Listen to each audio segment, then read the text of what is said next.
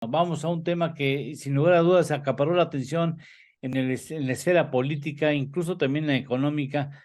En la tarde de ayer está con nosotros y agradezco mucho Marco Baños, ex consejero del INE, catedrático en la Universidad Panamericana y también en la Universidad Nacional Autónoma de México. Está con nosotros, muchas gracias. Siempre nos ha recibido en su hogar cuando le hemos tocado la puerta para conocer su punto de vista sobre lo que sucede en materia electoral. Muchas gracias, Marco. Eduardo, muy buenos días, muchas gracias, un saludo afectuoso al auditorio. Está también con nosotros colaborador Shu Tenorio, que seguramente tú conoces, está aquí con nosotros porque le pedí que estuviera al pendiente para hacer alguna pregunta o hacer alguna consideración respecto a tu muy importante punto de vista con respecto a lo que sucedió ayer. A mí me tocó en tránsito porque tuve que ir a la Ciudad de México y de regreso ya me enteré de este asunto. Entonces, debo entender, con Manzanitas, el plan B iba en dos partes. La primera parte ayer pasó por la Suprema Corte de Justicia y la batearon, ¿no? En sus dos componentes, tengo entendido, y eso puso muy felices a muchos y otros dicen que ya estuvo, este asunto ya está cocinado. Pero viene otra parte, tengo entendido que viene otra parte donde está la carnita, o sea, primero, a bote pronto, ¿cuál es tu punto de vista con respecto a lo que sucedió ayer en la Suprema Corte de Justicia? Pues mira, a mí me parece que para empezar la discusión sobre el plan B electoral del presidente de la República, que como bien lo mencionaste, Eduardo, tiene dos componentes porque primero se aprobó, según decreto del 27 de diciembre pasado, las modificaciones en materia electoral a la Ley General de Responsabilidades Administrativas y a la Ley General de Comunicación Social. Es importante porque particularmente en la Ley General de Comunicación Social se incluyeron varias disposiciones que modifican el concepto de la propaganda político-electoral, particularmente de la propaganda gubernamental, es decir, de la propaganda que pueden emitir los órganos del gobierno. Y ahí se decía, en síntesis, que los servidores públicos están amparados para decir lo que ellos consideran, incluida la etapa de las campañas electorales, por los derechos y responsabilidades que les establece la Ley de Acceso a la Información Pública Gubernamental. Dicho en síntesis, podrían decir lo que ellos quieran durante la etapa de las campañas electorales. Esa parte se compensó con la eliminación de las sanciones que estaban establecidas en la legislación en materia de responsabilidades administrativas. Se publicó el decreto 27 de diciembre del año pasado. Es la primera parte, vamos a decirlo así, del famoso Plan B electoral. Y ayer la Suprema Corte de Justicia de la Nación se pronunció con relación al proyecto que presentó el ministro Alberto Pérez Dayán.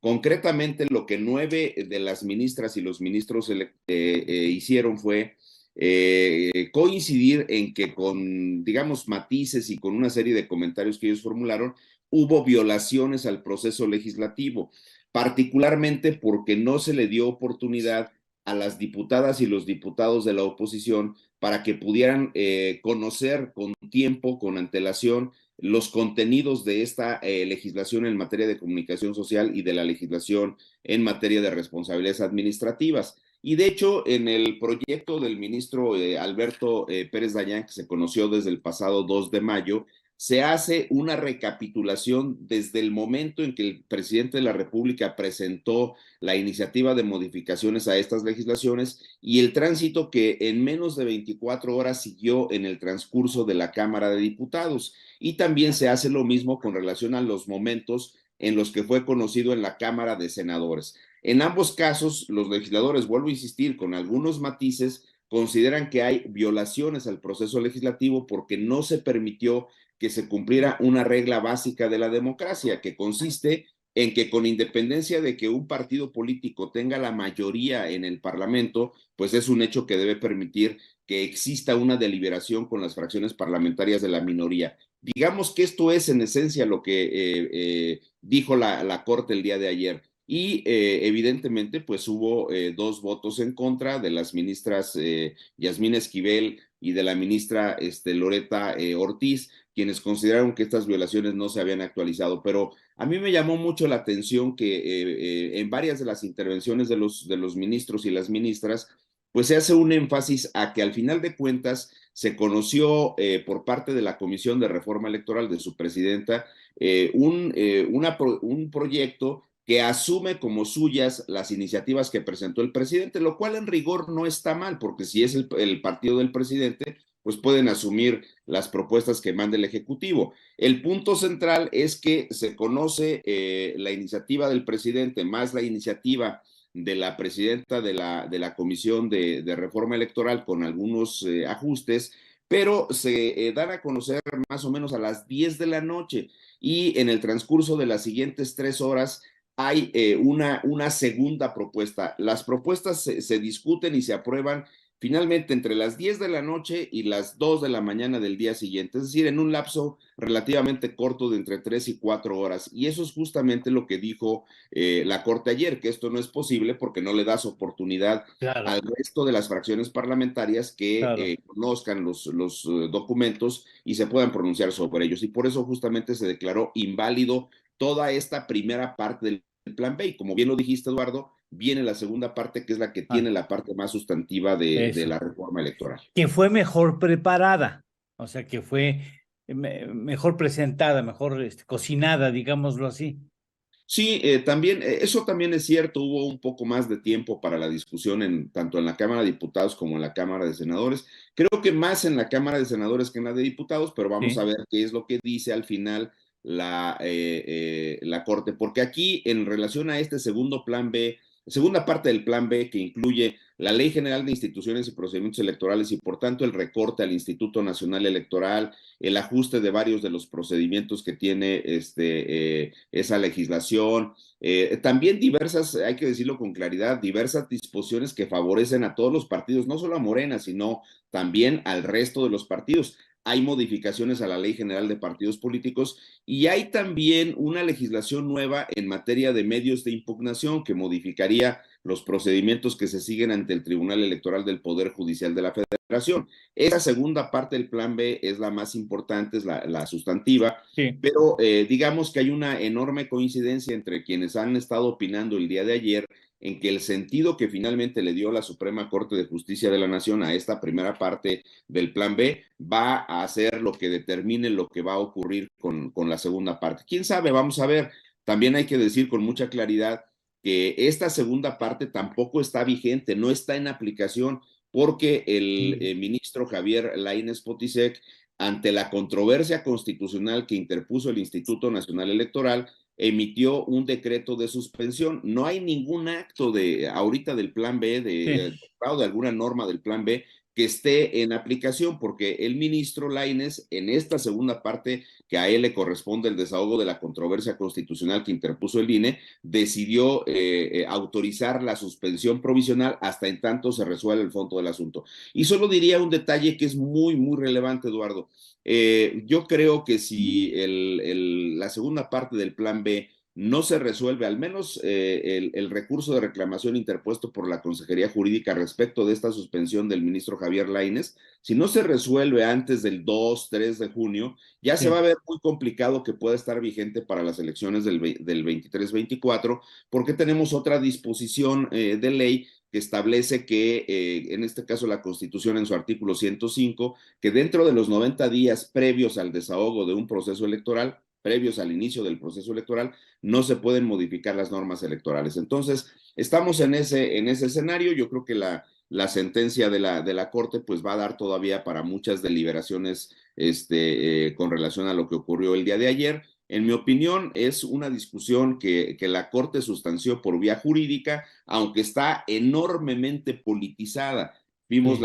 las declaraciones, por ejemplo, Monreal dijo que estaba de acuerdo, que qué bueno que la Corte le corrigió la plana legislativo porque hay división de poderes y hay control de la constitucionalidad a cargo de la Corte, con lo cual yo estoy de acuerdo, pero también vimos las reacciones de el líder de los diputados de Morena, vimos las declaraciones del secretario de Gobernación en sus redes sociales, que a mí me parece francamente que el secretario de Gobernación, pues Sí, debería, lamentable. sí, es muy lamentable, debería de renunciar a su carácter de secretario y meterse a la Cámara de Diputados o a la Claro, de Senadores, porque él actúa como jefe de las claro. bancadas de Morena. Y esto, la verdad, lastima, ya con independencia si estás de acuerdo o no con el plan B, si estás o no de acuerdo con los temas de la Guardia Nacional, ya con independencia de eso, me parece que sí tenemos que respetar el principio de la división de poderes y entender que la Corte no es que la Corte actúe de manera caprichosa, sino que tiene atribuciones constitucionales que le obligan a revisar si la emisión de las legislaciones secundarias de cualquier materia se ajustan o no a las bases que tenga la Constitución. Eso se llama control de la constitucionalidad y la norma fundamental que tenemos, la Constitución mexicana, le da esa atribución a la Suprema Corte de Justicia de la Nación. Si no tienes inconveniente, Shuk, seguramente querrá hacerte alguna pregunta, No, hombre, es estimado un Marco. placer y lo saludo con enorme afecto y también con mucho reconocimiento a su calidad profesional. Gracias, estimado Marco, un gusto coincidir. Buenos días, Eduardo, a ti y al auditorio. Gracias. No, pues el agradecido soy yo de esta oportunidad de compartir contigo este espacio, estimado Marco. Yo quería justo regresar al punto que decías que tenemos pues poco menos de un mes para que se pueda resolver el fondo de estos asuntos, porque tenemos esta protección al proceso electoral que la Constitución establece 90 días antes para no modificar las reglas del juego antes de que inicie el año electoral. Digamos, yo tendría aquí dos preguntas muy puntuales. La primera es, ante el fallo de ayer a la Corte, que realmente es un fallo contra el legislativo, no contra el ejecutivo, ¿no? O sea, tiene, ¿qué le corresponde? Perdónenme, ¿qué le correspondería al legislativo hacer en este plazo corto que tenemos de 2 o 3 semanas para poder ver si todavía pueden corregir lo que la Corte mandató ayer? Y por el otro lado, estas impugnaciones que se dieron en enero, como bien decías, esta primera parte de la reforma se aprobó a finales de diciembre en el periodo ordinario legislativo, digamos, del año pasado.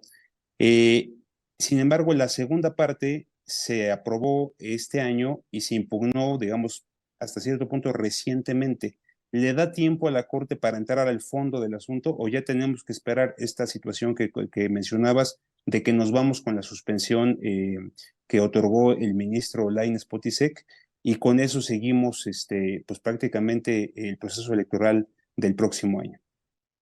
Bueno, estos son dos temas muy importantes que planteas, Shut. Yo creo que la primera parte hay que verla así. A reserva de que conozcamos el engrose que se va a hacer, porque recordarás que en la deliberación de las ministras y los ministros, varios expresaron algunas consideraciones específicas sobre pues sobre los argumentos que expresó Pérez Dañar para proponer la invalidez del decreto. Pero hasta donde yo recuerdo, los efectos contenidos en el proyecto de Pérez Dayán se aprobaron tal y cual, de tal manera que el decreto se declaró ayer inválido en su totalidad. Es decir, el Poder Legislativo ya no tendría que hacer absolutamente nada porque está decretado como inválido. Ya si más adelante el Ejecutivo o el propio Legislativo tiene alguna iniciativa para insistir sobre estos temas, ya será otro asunto. Pero digo, a reserva de que veamos ya la parte definitiva con el engrose, según lo que yo alcancé a entender de la discusión de ayer, es que se declaró de manera total inválido el decreto y por tanto el legislativo ya no tiene que corregir en esta primera De parte del acuerdo. plan B. Y déjame hacer una precisión ahí para que, facilitar al auditorio el entendimiento de este tema. El Poder Legislativo está en receso en este momento. Se antoja muy complicado que pudiera convocarse rápidamente un periodo extraordinario, dado que no tiene la mayoría calificada de la permanente Morena y sus aliados. Entonces podríamos decir que esta primera parte está ya completamente suspendida, como dice, a reserva de conocer el engrose y sus efectos, ¿no? Es correcto, lo dices de manera muy precisa, de manera impecable. Y también quisiera decir lo siguiente, sí es una sentencia que está invalidando un decreto emitido por el Poder Legislativo, en la parte formal es así, fue la Cámara de Diputados más la Cámara de Senadores, el Congreso de la Unión, quienes emitieron esta legislación. Pero en el fondo son iniciativas cuyo El contenido Ejecutivo. fue redactado por el Poder Ejecutivo. Entonces, supongo que a eso se debe que particularmente el secretario de Gobernación tenga todo este activismo y también las propias expresiones del presidente de la República, que ha sido muy enfático en estar haciendo sus comentarios, sus puntos de vista con relación a este tema. Ahora, en el caso concreto de lo que dice el artículo 105 de la Constitución, que dice que no puedes modificar normas fundamentales de carácter electoral dentro de los 90 días previos al arranque del proceso, dado que ahorita está suspendido todo el Plan B, entonces el proceso electoral o los procesos electorales concurrentes del ámbito federal que implican la renovación de la presidencia, más los procesos electorales concurrentes de las 32 entidades que implicarían, entre otras cosas, la renovación de 9 gubernaturas, pues es un hecho concreto que la norma que aplica es la que está vigente, la de la Ley General de Instituciones y Procedimientos Electorales, que no fue modificada, que no ha sido modificada porque está suspendido el Plan B. Entonces, esa nos dice que el proceso arranca en la primera semana de septiembre, no como dice el Plan B en noviembre, y por consecuencia hay que sumar los 90 días contados a partir del 7 de septiembre como máximo hacia atrás, y eso nos da la primera semana del mes de junio. Por eso es muy importante esta aclaración al auditorio. Si la segunda parte del Plan B no se resuelve, digamos, lo primero que hay que ver es qué van a hacer con el recurso de reclamación que interpuso la Consejería Jurídica, porque en rigor no creo que les dé tiempo de entrar al fondo del asunto. Les va a dar tiempo, si acaso, no sé si Xu coincida conmigo, pero les va a dar tiempo para entrar a revisar el recurso de reclamación que se interpuso ante la suspensión emitida por el ministro Javier Lainez Potisek. Entonces, además, lo sabemos bien, los expertos en los temas de acciones de inconstitucionalidad y controversias constitucionales señalan que de manera rápida la Corte se lleva más o menos 200 días en promedio para resolver los fondos de los asuntos. Y si no son rápidos, pues entonces son 300, es decir, casi un año para resolverla. Yo, en lo personal, creo que se va a mantener viva las suspensiones. Mi análisis me indica que podría mantenerse viva la suspensión de Lainez, y que por consecuencia nosotros ya no vamos a aplicar para el proceso electoral 2023-2024 el Plan B, sino que nos vamos a ir con la legislación como estaba, y por consecuencia el INE ya tiene reglas claras. Ahora, ya se ve también cuesta arriba, Xu, que en este momento la Corte le diga al INE, pues vete con el Plan B, porque ya estamos en mayo, o sea, como quiera, ya estamos a 9 de mayo, y es un hecho concreto que esto ya le reduciría de manera significativa el tiempo al INE para poder implementar el plan B, que significa quitar toda la estructura desconcentrada, la parte de la central, y luego modificar toda la normativa interna del INE, que como bien sabes, Shuk, es muy amplia, el reglamento de elecciones con más de 400 artículos, el de fiscalización, el de radio y televisión, el estatuto del servicio profesional. O sea, no es nada sencillo, es una reingeniería muy pesada, que me parece ya no le daría tiempo al Instituto Nacional Electoral, y creo que la Corte va a actuar con mucha sensatez, dándonos a todos los mexicanos y mexicanas certeza en las reglas del juego, y sobre todo también a los actores políticos, que bueno, pues ya lo vimos, ya Morena está anunciando que pasando el 4 de junio, lo dijo Mario Delgado, por ahí del 10, tendrán ellos ya reglas claras para la convocatoria, y van a tener candidata o candidato ya muy rápido, y en esa carrera, pues con todos los criterios que han flexibilizado en el Tribunal Electoral, pues la oposición está demasiado lenta con la definición de una candidatura que haga los contrapesos en democracia que se requieren para la candidatura del partido oficial. Tiene que ver con esto una pregunta del público. Vale Ode dice, si lo que cancelaron fue el proceso, entonces la segunda parte del Plan B y las reformas de fin de semana negro seguirán el mismo curso. ¿Tú cómo lo ves, Marco? En mi opinión, sí, la segunda parte del Plan B también tiene algunos problemas con el proceso legislativo, y al final de cuentas, aunque es absolutamente válido que los órganos jurisdiccionales, en este caso el máximo tribunal, la Corte, se pronuncien primero sobre los temas de carácter adjetivo, los temas de presupuestos procesales, si se cumplió o no con el proceso legislativo en este caso, pues a mí me da la impresión de que eso los libera de la presión también política de entrar al estudio de las reglas en el fondo, y determinar que son inconstitucionales por otras razones. Entonces, en mi opinión, sí va a seguir el mismo rumbo la segunda parte del Plan B. Chu. Sí, coincido con Marcos, seguramente tendrá consideraciones distintas de inicio porque es un ponente distinto, Distinto. pero por supuesto que hay argumentos importantes y sin duda seguirá pues este tema de la Corte, pues de alguna manera defendiendo la constitucionalidad de las modificaciones que ha hecho el legislativo en otros temas, como ya lo vimos con la Guardia Nacional o incluso con temas energéticos. Yo tendría nada más una última pregunta, Marco, aprovechando tu presencia y tu experiencia. Ayer, pues la sorpresa para muchos fue el ministro Saldívar, ¿no? Que todo el mundo daba por sentado un marcador de 8-11 y ayer, pues la sorpresa estuvo en el voto del exministro presidente de la Suprema Corte de Justicia de la Nación. La verdad es que, pues, si se mantenían los 8 votos restantes, pues no alteraba el resultado del ministro Saldívar, pero bueno, fue una sorpresa porque había tenido una tendencia distinta de votos. No sé cuál sea tu lectura en este tema en particular. Bueno, este es un gran tema porque el voto que emitió con el tema de la Guardia Nacional, donde allá quedó 8-3 y que aquí se pensaba podría quedar igual 8-3, sí es absolutamente sorpresivo, pero también creo que Saldívar pues fue arrinconado por el universo de las críticas que recibió en el tema de la Guardia Nacional. Y además porque, como él mismo lo señaló, en temas que tienen que ver con la forma en que debe atenderse el proceso legislativo y todos los presentes que tiene la Corte, Saldívar había votado en ese sentido. Es cierto que dijo que no estaba de acuerdo con varias de las consideraciones que emitió Pérez Dayán, pero en el fondo, pues él había estado votando en ese sentido y me da la impresión que al final de cuentas su consideración fue sobre la base de no verse contradictorio con relación a votos previos en temas similares. Eso es lo que me parece que ocurrió. De alguna manera lo dijo, creo que sí fue claro en decirlo así, que había votado en favor de declarar inválidos otro tipo de decretos legislativos que habían violado el proceso legislativo.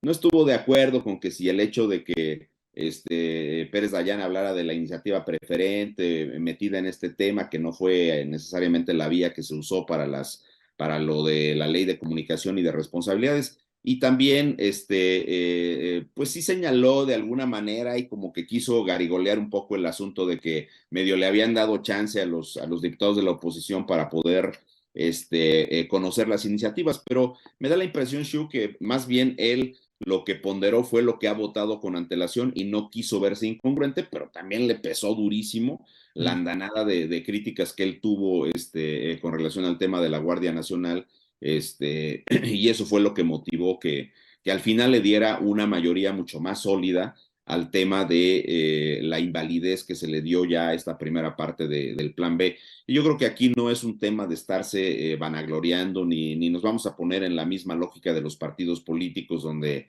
el PAN, el PRD, el PRI, ¿no? Ya están festinando este tema. No creo que sea así, porque al final, insisto, lamentablemente la discusión sobre las reglas del juego se han ultrapolitizado, pero ayer lo que vimos, en mi opinión, fue una revisión de la parte jurídica. Y por eso Sí. creo que incluso ahora ya para efectos de estudio, pues nos va a ser muy útil revisar el engrose y la forma en que al final quede esta sentencia. Marco, en ese contexto, es la última pregunta, en ese contexto, tú como experto en la materia, como mexicano, ¿estás siendo positivo? ¿Tienes una lectura positiva de esto y consideras que hemos tenido el privilegio de ver una parte importante de la historia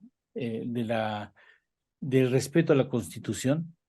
Yo digo que sí, porque nosotros estamos viendo, Eduardo, como para fortuna del país, ya con independencia del origen de algunos de los nuevos ministros y ministras, hablo concretamente de Alcántara y de Margarita Ríos, me parece que con independencia de que fueron propuestos en un procedimiento que está así en la Constitución por el presidente de la República y avalados evidentemente por el Senado, pues ayer prevaleció el análisis jurídico, prevaleció el ejercicio de una atribución que le ordena a los ministros revisar la emisión de las legislaciones y ver si estas en sus contenidos, legislaciones secundarias, se apegan a las normas constitucionales. Eso, nos guste o no, se llama control de la constitucionalidad y lo tienen todos los países y los regímenes democráticos como el nuestro. Y yo creo que con independencia, vuelvo a insistir, de la deliberación política que ya tenemos desde hace más de 2 años en este tema, pues es un hecho concreto que ayer prevaleció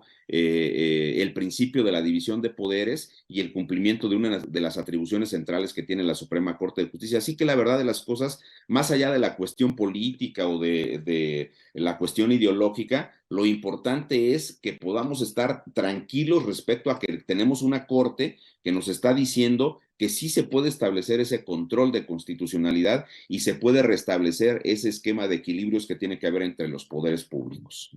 Marco, muchas gracias por tener la gentileza de estar aquí con nosotros a nuestro llamado. Espero que pronto estaremos nuevamente pues molestando, tocando a la puerta para conocer tu punto de vista, que siempre es muy sólido, muy concreto, muy claro y que contribuye a que nosotros entendamos de mejor manera la historia que estamos viviendo, que nos tocó vivir en México. Muchas gracias, Marco. Esta es tu casa. Un placer siempre contigo, Eduardo. Saludo con afecto a tu auditorio y a Xu. Le agradezco mucho. Siempre es también muy importante intercambiar puntos de vista con una persona tan estudiosa y tan reconocida como él. Muchísimas gracias. Muchas gracias, Marco. Espero que Gracias, Marco. pronto volvamos a estar aquí en esta frecuencia. Muchas gracias. Un abrazo.